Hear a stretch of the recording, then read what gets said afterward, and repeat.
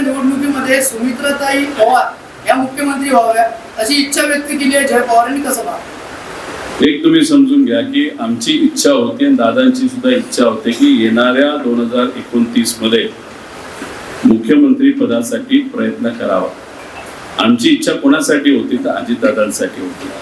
आणि अजितदादा सुद्धा प्रामाणिकपणे कार्यकर्त्यांना विश्वासात घेऊन त्यांची इच्छा होती दोन्ही पक्ष एकत्रित आल्यानंतर आपल्या कार्यकर्त्यांना एक बळ मिळेल, एक ताकद मिळेल आणि रस्त्यावर उतरून लोकांची लढाई आपण तिथे लढू आणि 2029ला आपण मुख्यमंत्री होऊ शकतो असं दादांचंही म्हणणं होतं, आमचंही म्हणणं होतं.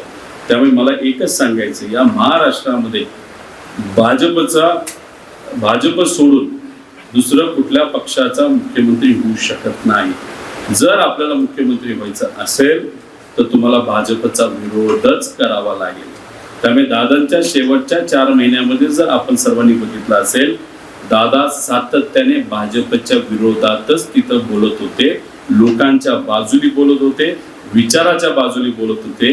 त्यामुळे आपण जर कुणीही मुख्यमंत्र्याचं स्वप्न मनामध्ये ठेवत असाल ते भाजप बरोबर होणार नाही. भाजपमध्ये एखादा देवेंद्र फडणवीस साहेब मोठे नेते हुशार आहेत, पण ते सोडून उद्या जर कुठला मुख्यमंत्री भाजपचाच झाला तो सांग काम्याच होणार आहे. असं काय खूप विचाराचा व्यक्ती तिथं बसणार नाही आणि विरोधी पक्ष मित्र पक्षाचा कुणी मुख्यमंत्री तिथं होत नाही.